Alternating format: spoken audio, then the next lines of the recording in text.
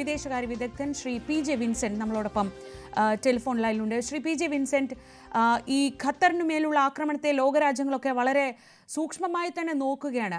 പശ്ചിമേഷ്യയിലെ സമവാക്യങ്ങളിൽ ഇതുണ്ടാക്കുന്ന മാറ്റം, ഇന്നിപ്പോൾ ട്രംപ് പറയുന്നത് ഞങ്ങളുടെ അറിവോടെ അല്ല ഇങ്ങനെ ഒരു ആക്രമണം ഇസ്രയേൽ നടത്തിയിട്ടുള്ളത് എന്ന് പറയുമ്പോഴും ഖത്തറിനെ പോലെ സമാധാനത്തിൻ്റെ മുൻപന്തിയിൽ നിൽക്കുന്ന, സമാധാന ശ്രമങ്ങൾക്ക് മുൻകൈ എടുക്കുന്ന ഒരു രാജ്യത്ത് ഇങ്ങനെ ഒരു ആക്രമണം നടത്തുമ്പോൾ അതുണ്ടാക്കാൻ പോകുന്ന മാറ്റങ്ങൾ എന്തൊക്കെയാണ്? ട്രംപിന്റെ ഒരു പ്രസ്താവന വന്നതെങ്കിലും ഖത്തറിന്റെ രാജ്യത്തിന്റെ ഏകദേശം മധ്യഭാഗത്താണ് ആ മേഖലയിലെ ഏറ്റവും വലിയ വ്യോമത്താവളമുള്ളത്. അതൊരു നിരീക്ഷണ കേന്ദ്രം കൂടിയാണ്. അവിടെ ഖത്തറിന്റെ എയർഫോഴ്സ് ഉണ്ട്, യുണൈറ്റഡ് സ്റ്റേറ്റ്സ് ഓഫ് അമേരിക്കയുടെ എയർഫോഴ്സ് ഉണ്ട്, റോയൽ എയർഫോഴ്സ് ഉണ്ട്. അപ്പൊ ഇത്തരത്തിൽ ആ മേഖല വളരെ പ്രധാനപ്പെട്ടതാണ്. ബഹ്റൈനും ഖത്തറും കുവൈറ്റും അടങ്ങുന്ന 3 രാജ്യങ്ങൾക്ക് സെക്യൂരിറ്റി കവറേജ് പൂർണ്ണമായി കൊടുക്കുന്നത് അമേരിക്കയാണ്. ഈ 3 രാജ്യങ്ങൾക്ക് മാത്രമായി 28,000-ഓളം അമേരിക്കൻ സൈനികർ ആ മേഖലയിൽ വിന്യസിക്കപ്പെട്ടിട്ടുണ്ട്. മാത്രമല്ല ആ ഏരിയ സമ്പൂർണ്ണമായിട്ട് അമേരിക്കയുടെ ചാര നിരീക്ഷണ സംവിധാനത്തിന് കീഴിലാണ്. അങ്ങനെയുള്ള ഒരു സ്ഥലത്ത് അമേരിക്കയെ മുൻകൂട്ടി അറിയിക്കാതെയോ അല്ലെങ്കിൽ അമേരിക്കൻ ചാര ശൃംഖലയുടെ കണ്ണു വെട്ടിച്ചോ ഇസ്രായേൽ ഒരു ആക്രമണം നടത്തും എന്ന് പ്രതീക്ഷിക്കുക വയ്യ. ഇന്നിപ്പോ അദ്ദേഹം പറയുന്നത് സ്റ്റീവ് വിറ്റ്കോഫിനോട് പ്രത്യേകമായി കാര്യങ്ങൾ അറിയിക്കണമെന്ന് നിർദ്ദേശിച്ചിരുന്നു. അപ്പോഴേക്കും വൈകിപ്പോയി. എത്ര നിരുത്തരവാദപരമായ ഒരു കമന്റാണ് അത് എന്ന് വേണം വിലയിരുത്താൻ. കാരണം പ്രത്യേകിച്ച് ഖത്തറാണ്, ഇത്ര പ്രധാനപ്പെട്ട ഒരു ചർച്ചയാണ് അവിടെ നടക്കുന്നത്. അതും ഗാസയിലെ ഈ മനുഷ്യക്കുരുതിക്കെതിരെ ഒരു സമാധാനം കൊണ്ടുവരാനുള്ളൊരു സമാധാന ശ്രമങ്ങളുടെ ചർച്ച നടക്കുന്ന വേദിയിൽ ഇത്തരം ഒരു ആക്രമണം നടത്തുമ്പോൾ നേരത്തെ അറിയിക്കാൻ പറഞ്ഞിരുന്നു, പക്ഷെ അറിയിച്ചില്ല, അല്ലെങ്കിൽ അറിയിക്കുമ്പോഴേക്കും വൈകിപ്പോയി എന്നതൊക്കെ അതിനെയൊക്കെ എങ്ങനെയാണ് വിലയിരുത്തേണ്ടത്? അത് അമേരിക്കൻ പ്രസിഡന്റ് ലോകവ്യാപകമായി കാര്യങ്ങൾ ചെയ്യാൻ ശേഷിയുള്ള ഒരാളാണ്. അത്തരമൊരു രാജ്യമാണ് അമേരിക്ക. അങ്ങേയറ്റം നിരുത്തരവാദപരമായി എന്ന് മാത്രമല്ല, അദ്ദേഹം നുണയനാണെന്ന് തന്നെ പറയേണ്ടി വരും. അമേരിക്കയുടെ ചാര ശൃംഖല അറിയാതെ ഇത്തരമൊരു ആക്രമണം നടത്തില്ല. അമേരിക്കയുടെ പച്ചക്കൊടി ഇല്ലാതെ ഇസ്രായേൽ ഒരു സൈനിക നടപടി മേഖലയിൽ സ്വീകരിക്കുകയുമില്ല. അപ്പോൾ ഇത് അമേരിക്ക, അതുകൊണ്ടാണ് ചർച്ചയിൽ പങ്കെടുത്ത ഇന്നലെ മുതലുള്ള ചർച്ചയിൽ ഞാൻ പറയുന്ന ഒരു കാര്യം, അത് അമേരിക്ക ഇസ്രായേൽ അച്യുതണ്ടിന്റെ അറിവോടുകൂടിയാണ്. ആ അച്യുതണ്ട് ചെയ്ത ഒരു അക്രമം എന്ന് തന്നെ വേണം കരുതാൻ. ഇവിടെ 2 കാര്യങ്ങൾ പ്രസക്തമായിട്ടുള്ളത്. ഒന്ന്, ഖത്തറിന്റെ ഒരു പരമാധികാര രാഷ്ട്രം എന്ന നിലയിലും ആഗോള സംഘർഷങ്ങളിൽ നിരന്തരമായി സമാധാനത്തിന് വേണ്ടി പരിശ്രമിക്കുകയും സമാധാന ചർച്ചകൾക്ക് വേദിയൊരുക്കുകയും ചെയ്യുന്ന ഒരു രാജ്യമാണ് ഖത്തർ. അങ്ങനെയുള്ള ഒരു രാജ്യത്തിനകത്ത് അത്തരം ഒരു രാജ്യത്തെ ആക്രമിച്ചു എന്നുള്ളതാണ് അതിലെ ഒന്നാമത്തെ പ്രശ്നം. രണ്ടാമത്തെ കാര്യം, നമ്മൾ പല സിനിമകളിലും കാണുന്നത് പോലെ മാഫിയ സംഘങ്ങൾ ചർച്ചയ്ക്ക് വിളിച്ചിട്ട് വെടിവെച്ച് കൊല്ലുന്നത് കേട്ടിട്ടുണ്ട് എന്ന് പറഞ്ഞതുപോലെ ഇത് സമാധാന ചർച്ചയ്ക്ക് ഒരു പീസ് പ്രോസസ്സാണ്. സമാധാന ചർച്ചയിൽ പങ്കെടുക്കുന്ന ഒരു ചർച്ചാ സംഘത്തിന്റെ തലവനാണ് ഖലീൽ അൽ ഹയ്യ. അദ്ദേഹത്തെ കൊലപ്പെടുത്താൻ വേണ്ടിയിട്ടാണ് അവിടെ ആക്രമിച്ചത്. അദ്ദേഹം മരണപ്പെട്ടു എന്നും മരണപ്പെട്ടില്ല എന്നും അദ്ദേഹത്തിന്റെ പുത്രൻ മരിച്ചു എന്നൊക്കെയുള്ള റിപ്പോർട്ടുകളുണ്ട്. ഏതായാലും അത് സ്ഥിരീകരിക്കപ്പെടേണ്ടതാണ്. അപ്പോൾ ഒരു സമാധാന ചർച്ചയെ ലീഡ് ചെയ്യുന്ന ഒരു സംഘത്തിന് നേരെ ആക്രമണം നടത്തുക എന്ന് പറയുന്നത് മാഫിയ സംഘങ്ങൾ തമ്മിലുള്ള സംഘർഷങ്ങളിൽ മാത്രം നമ്മൾ കാണുന്ന ഒരു അനുഭവമാണ്. അപ്പൊ അത്രയും റെസ്റ്റ്ലെസ് ആയിട്ടുള്ള ഒരു ആക്ഷൻ ആണ് ഇസ്രായേലിന്റെ ഭാഗത്തു നിന്നുണ്ടായിട്ടുള്ളത്. അപ്പം ഇത് പശ്ചിമേഷ്യയിലുള്ള ഈ പീസ് പ്രോസസ്സിനെ തകിടം മറിക്കും എന്ന കാര്യത്തിൽ തർക്കമില്ല. ഇനി ഏത് രാജ്യമാണ് ഒരു സമാധാന ചർച്ചയിലേക്ക് വരിക? ഇതുവരെയുള്ള സമാധാന പ്രക്രിയയ്ക്ക് നേതൃത്വം നൽകിയത് ഖത്തറും ഈജിപ്തുമാണ്. അങ്ങനെയെങ്കിൽ നമുക്ക് വേണമെങ്കിൽ സംശയിച്ചൂടെ ഖത്തറിന്റെ ഈ പീസ് ഇനീഷ്യേറ്റീവിനെ, ഖത്തർ എടുക്കുന്ന ഇത്തരം ശ്രമങ്ങളെ തടസ്സപ്പെടുത്താൻ കൂടി വേണ്ടി, അല്ലെങ്കിൽ ഇപ്പോൾ തന്നെ ഖത്തർ അത്തരത്തിലുള്ള ആലോചനകൾ, ഇനിയും ഇത്തരം ശ്രമങ്ങൾക്ക് മുൻകൈ എടുക്കേണ്ടതുണ്ടോ, അങ്ങനെ ആലോചനകളൊക്കെ നടക്കുന്നു എന്നൊക്കെ സൂചനകളുണ്ട്. അവരെ ഇതിൽ നിന്ന് പിന്തിരിപ്പിക്കാനുള്ള ശ്രമമായി കൂടി, അതായത് ഈ സംഘർഷം ഇങ്ങനെ തന്നെ തുടരേണ്ടത് ഇസ്രായേലിന്റെ ആവശ്യമാണ്, അത് അവസാനിപ്പിക്കണമെന്ന് അവർക്ക് ഉദ്ദേശമില്ലതാനും. അങ്ങനെയെങ്കിൽ അങ്ങനെ ഒരു ലക്ഷ്യം കൂടി ഖത്തറിനെ ലക്ഷ്യമിടുന്നതിലുണ്ടോ? തീർച്ചയായിട്ടും ഉണ്ടാകുമെന്ന് വേണം കരുതാൻ.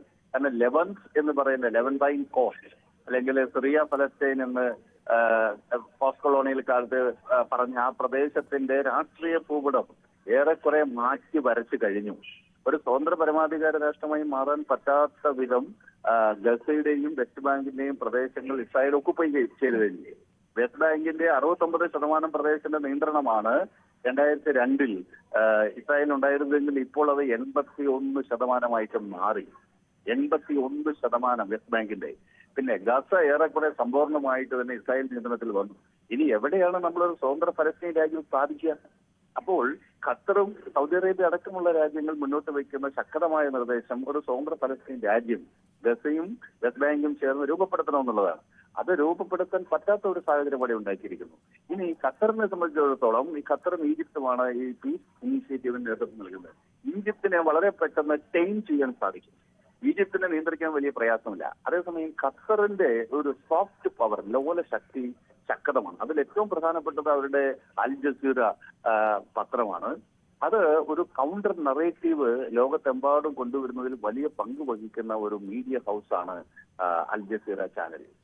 അത് വെസ്റ്റ് ഏഷ്യയിലെ സംഭവവികാസങ്ങൾ മാത്രമല്ല, ലോകത്തെമ്പാടുമുള്ള സംഭവവികാസങ്ങളിൽ ഈ വെസ്റ്റേൺ മീഡിയയ്ക്ക് ബദലായി ഒരു ആൾട്ടർനേറ്റീവ് മീഡിയ, ഒരു ബദൽ മാധ്യമം എന്ന നിലയ്ക്ക് സത്യമറിയാൻ ആളുകൾ വ്യാപകമായി ആശ്രയിക്കുന്നതും അൽ ജസീറയാണ്.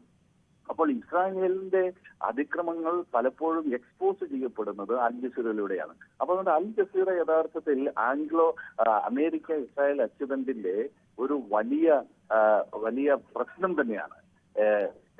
സോൺ ഇൻ ദ ഫ്ലഷ് എന്ന് പറയുന്നത്. ഈ ഇറച്ചിയിൽ കുത്തിക്കേറിയ ഒരു മുള്ള് പോലെയാണ് ഇസ്രായേൽ അമേരിക്ക അച്ചുതണ്ടിനെ സംബന്ധിച്ചോളം അൽ ജസീറ ഉള്ളത്. അപ്പോൾ ഖത്തറിനെ ലക്ഷ്യം വെക്കുന്നതിന് അതും ഒരു ഘടകമാണ്. ഈ അൽ ജസീറയുടെ സാന്നിധ്യവും ഇസ്രായേൽ എക്സ്പോസ് ചെയ്യപ്പെടുന്ന സാഹചര്യം, അതോടൊപ്പം സ്വതന്ത്ര ഫലസ്തീൻ രൂപപ്പെടുത്തണം എന്നുള്ള കാര്യത്തിൽ ശക്തമായ പിന്തുണയും അതിനുള്ള അന്താരാഷ്ട്ര തലത്തിലുള്ള അഭിപ്രായ രൂപീകരണം നടത്തുന്ന ഒരു രാജ്യം, സമാധാനത്തിന് വേണ്ടി നിരന്തരമായി ശബ്ദിക്കുന്ന ഒരു രാജ്യം. അപ്പൊ അങ്ങനെ മാത്രമല്ല, ഗസയിലെ റീകൺസ്ട്രക്ഷനോ അതല്ലെങ്കിൽ വെസ്റ്റ് ബാങ്കിലെ പുനർനിർമ്മാണത്തിനോ ഒക്കെ ആവശ്യമായ ഫണ്ട് കൊടുക്കാൻ ധനശേഷിയുള്ള ഒരു രാജ്യം. അപ്പൊ അത്തരം ഘടകങ്ങളെല്ലാം ഖത്തറിനെ വളരെ പ്രസക്തമാക്കുന്നുണ്ട്. അതുകൊണ്ട് ഒരുപക്ഷെ ഖത്തറിനെ ഈ ചർച്ചാ ടേബിളിൽ നിന്ന് പുറത്താക്കുക എന്ന താല്പര്യം സൈനിസ്റ്റ് രാഷ്ട്രത്തിനുണ്ടാവും. അതുകൂടി ആയിരിക്കാം ഈ ഖത്തറിനെ ലക്ഷ്യം വെക്കുന്നതിലേക്ക് നയിച്ചിട്ടുള്ളതെന്ന് ഞാൻ കരുതുകയാണ്. ഒരുപക്ഷെ ഇനി ഈ ചർച്ചകളിന്റെ ഭാഗമായി അധികം ഇനീഷ്യേറ്റീവ് എടുക്കുവാനോ അത് മുന്നോട്ട് കൊണ്ടുപോകാനോ ഖത്തർ തയ്യാറാകുമോ എന്നുള്ളത് കണ്ടറിയണം. ശ്രീ വിൻസെന്റ്, മറ്റൊരു പ്രധാനപ്പെട്ട കാര്യം ഇന്നിപ്പോൾ സൗദിയുടെ ഭാഗത്തു നിന്നൊക്കെ വന്നിട്ടുള്ള ശക്തമായ പ്രതിഷേധമാണ്. അവിടെ ഏറ്റവും ശക്തിയുള്ള രാജ്യങ്ങളിലൊന്നാണ് സൗദി അറേബ്യ. അവരുടെ ഈ നിലപാട് ഇത്തരത്തിൽ ഇരയാക്കാൻ ഒരുങ്ങുന്നു അല്ലെങ്കിൽ വിഡ്ഢികളാക്കാൻ ഒരുങ്ങുന്നു എന്ന തരത്തിലൊരു നിലപാടാണ് അമേരിക്ക സ്വീകരിക്കുന്നതെങ്കിൽ അറബ് രാജ്യങ്ങൾ ഒന്നിച്ച് ഇതിനെതിരെ ഒരു പ്രതിഷേധം എപ്പോഴും നമ്മൾ ചോദിക്കുന്നതാണ്. അവരുടെ ഐക്യം ആ തരത്തിലൊരു പ്രതിഷേധമായി ശക്തമായി മുന്നോട്ട് വരാൻ അവർ തയ്യാറാവുമോ? അങ്ങനെയൊരു മാറ്റത്തിലേക്ക് ഇത്തരം പ്രകോപനങ്ങൾ എത്രത്തോളം കൊണ്ടുചെന്ന് എത്തിക്കുന്നുണ്ട്? അവിടെ ഇപ്പോൾ ഉള്ളത് ഒന്ന് അറബ് ലീഗ് ഉണ്ട്, അതുപോലെ ഗൾഫ് കോർപ്പറേഷൻ കൗൺസിൽ രാജ്യങ്ങളുണ്ട്. ഇവയ്ക്കൊക്കെ ശക്തമായിട്ടുള്ള ഒരു പ്രതിഷേധവും വിമർശനവും ഒക്കെ ഉയർത്താൻ സാധിക്കും. അത് ചെയ്യുമെന്ന് തന്നെയാണ് ഞാൻ കരുതുന്നത്. പക്ഷെ അവിടെയുള്ള പ്രശ്നം എന്താ വെച്ചാൽ ഒരു മിലിറ്ററി റെസ്പോൺസ് കൊടുക്കാനുള്ള ശക്തി ഈ രാജ്യങ്ങൾക്കൊന്നുമില്ല. ഞാൻ നേരത്തെ സൂചിപ്പിച്ചല്ലോ, 1991 കുവൈറ്റ് ആക്രമിക്കപ്പെട്ടതിന് ശേഷം, അതായത് ഓപ്പറേഷൻ ഡെസേർട്ട് സ്റ്റോം അമേരിക്ക നടത്തുകയും കുവൈറ്റിനെ ലിബറേറ്റ് ചെയ്യുകയും ചെയ്തു. അതിനുശേഷം കുവൈറ്റ്, ഖത്തർ, അതുപോലെ ബഹ്റൈൻ, ഈ 3 രാജ്യങ്ങളുടെയും സമ്പൂർണമായ സംരക്ഷണം അമേരിക്കയിലാണ്. സൗദി അറേബ്യയിലാണെങ്കിൽ അമേരിക്കൻ സൈനിക സാന്നിധ്യം വളരെ പ്രധാനപ്പെട്ടതാണ്. അതുപോലെ മറ്റ് അറബ് രാജ്യങ്ങളാവട്ടെ, ഇപ്പം നോർത്തേൺ ആഫ്രിക്കയിലുള്ള അറബ് രാജ്യങ്ങൾ, അതൊന്നും ഈ വിഷയത്തിൽ സജീവമായി ഇടപെടുന്നതല്ല. അതിൽ തന്നെ പ്രധാന രാജ്യം ഈജിപ്താണ് അമേരിക്കൻ സഖ്യശക്തിയായിട്ട് പ്രവർത്തിക്കുകയാണ്. അതുകൊണ്ട് ഒരു വാക്കുകൾക്കപ്പുറത്തേക്ക് പ്രവർത്തിക്കാൻ ഈ രാജ്യങ്ങൾക്ക് ഇന്നത്തെ നിലയ്ക്ക് കഴിയും എന്നെനിക്ക് തോന്നുന്നില്ല. അത്തരത്തിലുള്ള ഒരു ആക്ഷൻ ആകെപ്പാടെ അവരുടെ ഭാഗത്തുനിന്നുണ്ടായത് ഈ ഫലസ്തീൻ വിഷയം പരിഹരിച്ചില്ലെങ്കിൽ ഞങ്ങൾ നൽകില്ല എന്നുള്ള തീരുമാനം 70കളിൽ എടുത്തതാണ്. അത് ഓയിൽ വെപ്പൺസ്, അതിനുള്ള സാധ്യത ഇന്ന് തുലവും വിരളമാണ്. അപ്പം അറബ് രാജ്യങ്ങൾക്കോ അതല്ലെങ്കിൽ GCC രാജ്യങ്ങൾക്കോ ശക്തമായ ഒരു വിമർശനം അമേരിക്കക്കെതിരെ ഉയർത്തുവാനും ഒരുപക്ഷെ സാമ്പത്തികമായ ചില കാര്യങ്ങളിൽ ഒരു ആ, ആ, ഒരു ആ, ഒരു പ്രതിഷേധം കൊണ്ടുവരാനോ സാധിച്ചേക്കാം എന്നതിനപ്പുറത്തേക്ക് സൈനികമായ റെസ്പോൺസ് ഉണ്ടാക്കാൻ സാധിക്കില്ല. ഇസ്രായേലിനെ പോയി അറ്റാക്ക് ചെയ്യാൻ സാധിക്കുന്ന കാര്യമില്ല. അപ്പൊ ശരി. അങ്ങനെ വരുമ്പോൾ ഈ പ്രതിഷേധത്തിലും വിമർശനത്തിലും ഇത് ഒതുങ്ങുമെന്നാണ് ഞാൻ കരുതുന്നത്. ശരി, വളരെ നന്ദി ശ്രീ പി ജെ വിൻസെന്റ് സംസാരിച്ചതിന്. ഇപ്പോൾ വിദേശകാര്യ വിദഗ്ധൻ ശ്രീ സനന്ദ് സദാനന്ദ് കൂടി ചേർന്നു.